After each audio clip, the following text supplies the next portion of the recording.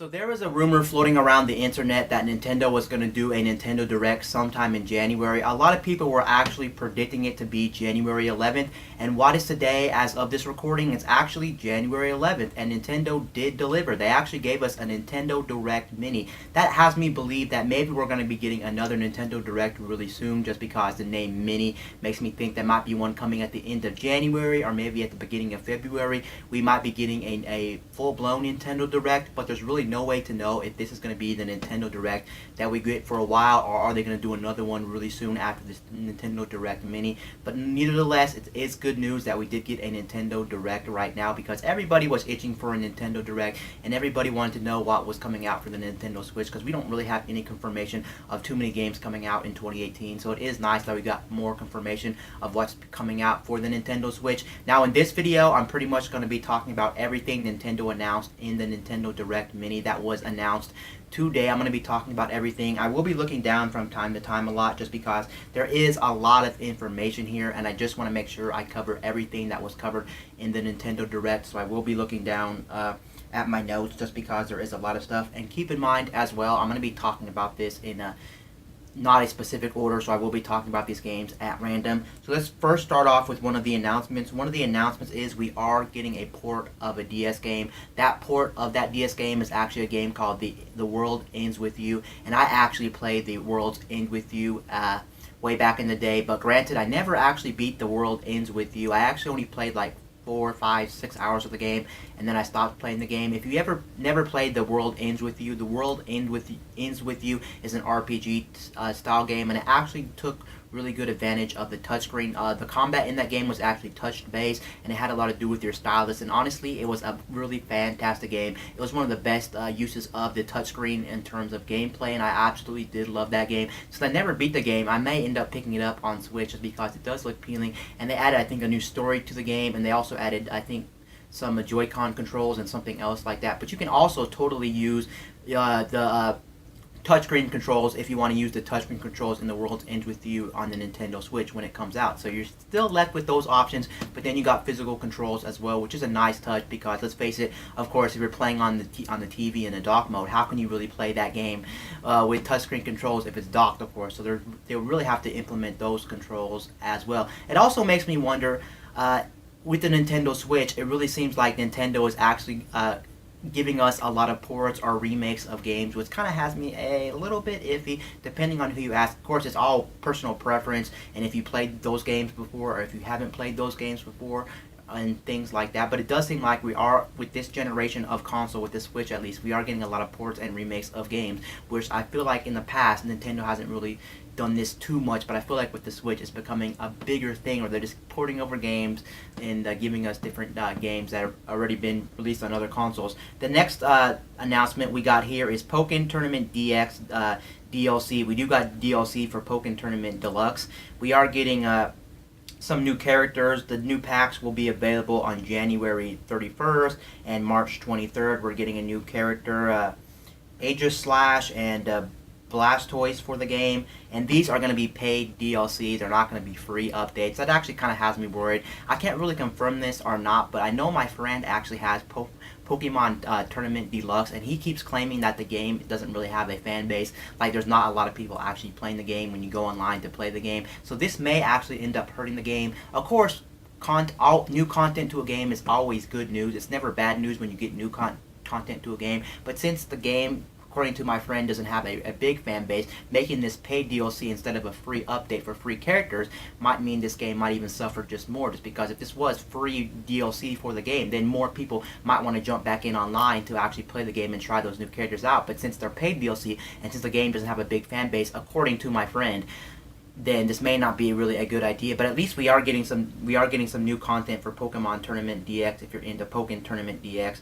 And going back to The World Ends With You really quickly, I think that there was no, as far as I know, there was no release date for that game. It just said 2018, so there's no release date for that game, but keep a lookout for The World Ends With You. Moving on to the next game, we do have a release date for Kirby Star Allies. They did show off more gameplay. They showed off some of the new abilities. They showed off a paintbrush ability. They also showed off, I think, a spider web, and then they also showed off where you can actually combine abilities, which was pretty cool. The game actually comes out March 16th, which is right around the corner, obviously, and that's a very good thing that we're getting a game right around the corner. And Kirby Superstar Allies, to me personally, reminds me of Kirby Return to Dreamland on the Wii. I played that game a whole bunch, and I honestly think that this is a sequel to that game in a lot of ways, just because the art style kind of fits that game, and it really reminds me at least of Kirby Returns to Dreamland on the original Wii.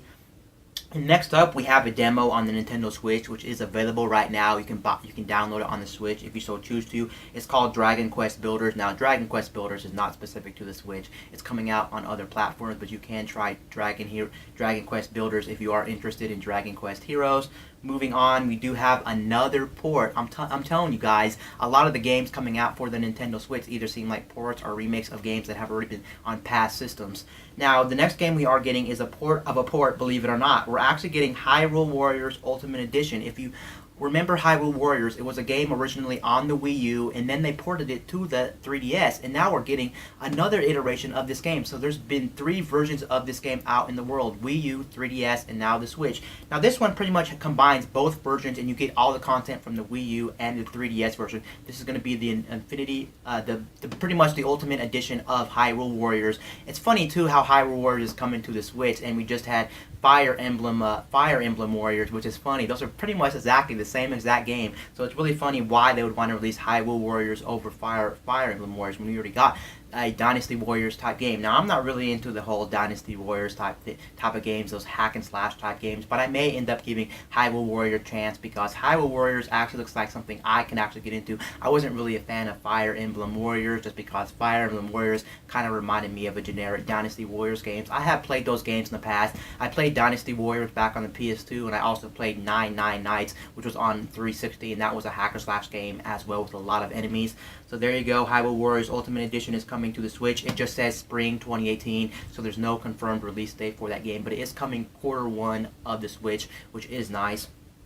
Next up, we actually have our first sports game coming to the Switch, our first Mario sports game. Let me clear that up. We have Mario Tennis Aces. Now, this Mario Tennis Aces game is actually going to include a single-player story, which we never got a single-player story in a tennis game before, except for the Game Boy Advance. So it is nice they are going back and actually giving a story mode to the Mario Tennis Aces game, just because the only other one that had it was the Game Boy Advance one, and that's very nice. Honestly, this game has me quite worried about Mario Tennis Aces because, as you know, a lot of the Mario sports games have a very rough situation where when they release, a lot of them are like just bad games, so it makes me wonder. And if you didn't know as well, the last 2 Mario Tennis games, to be in fact, weren't good. Mario Tennis Ultra Smash was not a good game. It had very bad content. It was very repetitive. Overall, it just wasn't a very good game. And then I think the other Mario Tennis on 3DS was just okay. It wasn't amazing. Some of the mechanics there just wasn't that great and things like that. But that game does have me worried. But at least they are giving us another Mario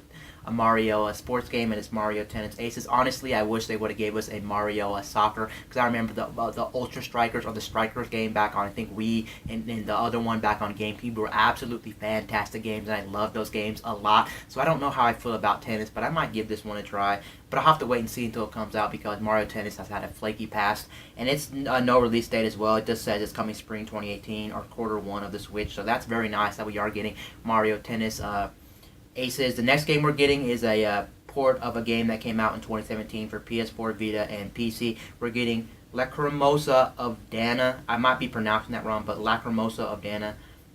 And that's some kind of RPG. I can't really look into it, but it's some kind of RPG. You can look up more details online. It looks like it could be a very good game if you're really heavily into RPGs, but we are getting an RPG, and like I said again, that is a port of a game that came out in 2017. That is a game that came out in 2017.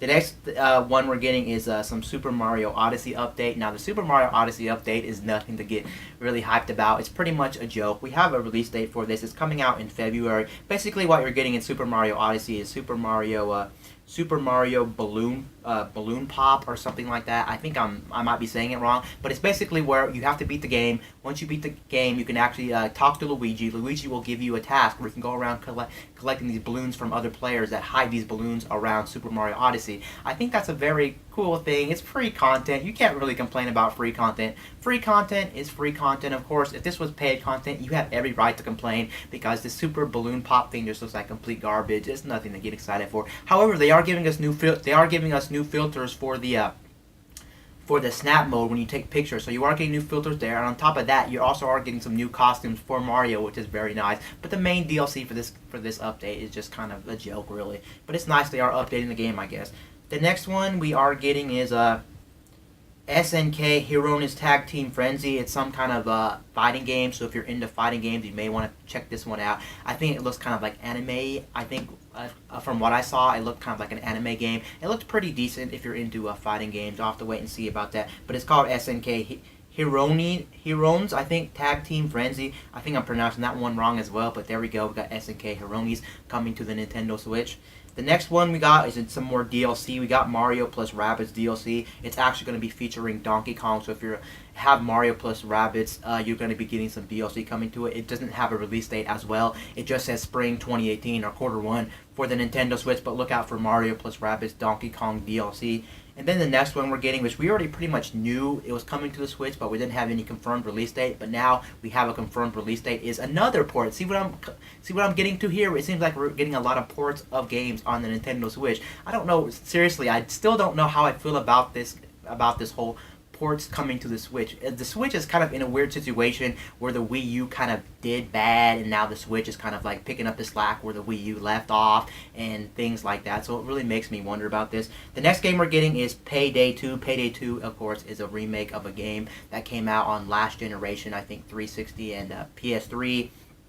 And it's coming out February 27, 2018, and that's right around the corner. That's next month, of course. And you're gonna be able to get your the Switch is gonna have its own specific character for Payday 2. So if you play Payday 2 on the Switch, you will be getting a special character only in the Switch version of Payday 2. I saw Payday 2, and honestly, what I can say about Payday 2 is I don't think it's a very good game. Not the gameplay or anything, but at least the way it runs on Switch. What I saw on the trailer just didn't really get me excited for Payday 2. It actually looked like Payday 2 didn't run too well on Switch, which actually makes me worried about Payday 2. It just looked like the graphics didn't look good or something like that. But of course, I'll have to wait and see when the game comes out if it's actually a good port on the Nintendo Switch and if it's actually going to run well and things like that. That could just be a trailer and my eyes could be deceiving me. Who really knows what? But it just made me wonder about Payday 2. The next one we have is F.E. and Calesta. It's some kind of EA original game. I don't know too much about this game, honestly. I can't really talk about it too much. It looks like it's headed to Switch on January 25th. I think.